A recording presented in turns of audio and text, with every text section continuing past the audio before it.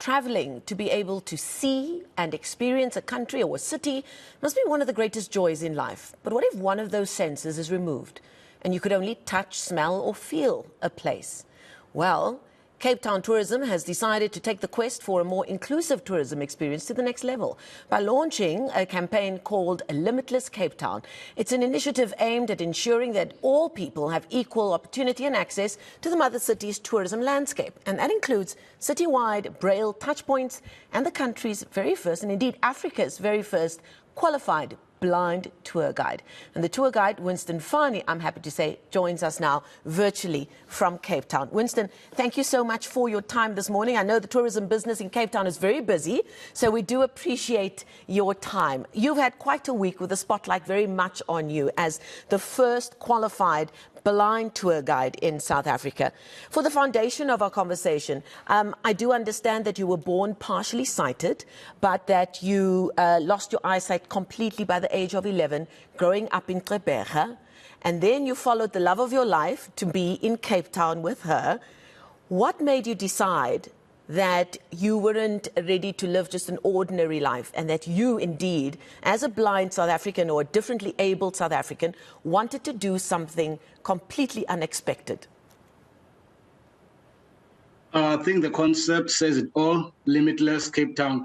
So I wanted to be limitless. I didn't want to limit myself in anything. So I thought to myself, let me just go for things that people do not think of. Because, you know, we tend to think within our heads. So I wanted to think, I had to think broader in terms of doing this, because, yeah, I wanted to be limitless. So, yeah, that's how it started. So, yeah. And it would have been quite difficult. I do understand when Cape Town Tourism found out that this is something that you wanted to get qualified in. They did come to the party to help make it happen.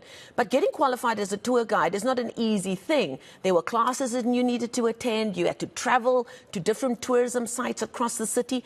Tell us about some of the challenges that you faced just getting that qualification. The first challenge, it was to travel, as you have said, it was to travel from where I was staying to attend the classes. But due to the help of good friends of mine, they did orientation and mobility in terms of training me the route from where I was staying to the classrooms. So it was not that difficult, because I had a supportive group who helped me in terms of navigating myself from where I was staying to the classrooms. Now, what do you think is different about what you bring to being a tour guide in a beautiful place like Cape Town? You know, when you think about tourism, you think about what you are able to see, but it really is about what you are able to experience. What do you bring to your work as a tour guide that people cannot get from anybody else? How do you go about giving people that ultimate experience?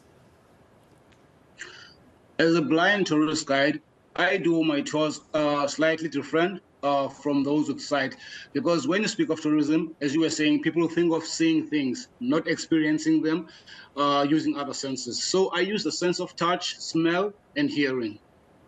And I believe that one of the tours that you do includes looking at art murals in Salt River. How did you prepare to put that tour together before starting to present it to people?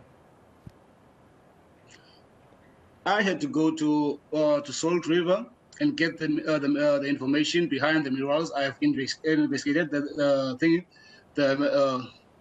message that is conveyed to the public by the murals, and then I sat down, did a research, and by the help of Buzz Art, who own some of the murals there, they kind of gave me the information behind the murals, and then that's how it started, and then Now, I do understand another part of this Limitless campaign is that Cape Town Tourism has erected QR codes that people can scan so they can get an audio version of descriptions of places, but also Braille touch points. What kind of a difference is that going to make to the experience of partially sighted and blind people who want to visit Cape Town as tourists? It is going to make those murals accessible to them, because those who read Braille, they can go to the murals and read on their own the information that is conveyed by the murals. Those who can't read Braille, because remember, there are two different types of people, blind people. Others, they use audio, like me. There are those who depend fully in Braille. So those who use audio, we have voiceovers that have been done by me, whereby I'm describing the mural and giving the information behind the murals. Now, according to the numbers, you're looking at about 1 million South Africans who are visually impaired. That number worldwide is over 200 million.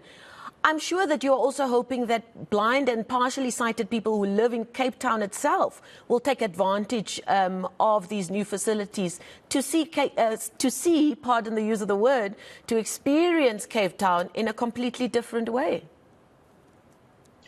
The murals, the QR code was made mainly for them, so it's their advantage to take in terms of like reading and having the information behind the mural. So it was mainly made for those who without sight, because the name of the company that we've just registered, it's called with out of sight tours, meaning touring without having to see, but having to experience using your listening senses, sense of smell and touch. If somebody were to come across your profile online, or people are watching us right now, and they're kind of thinking, I'm not sure, this seems a little bit out there. When you're touring, you have to see things. And now this gentleman comes along and he says he can describe things.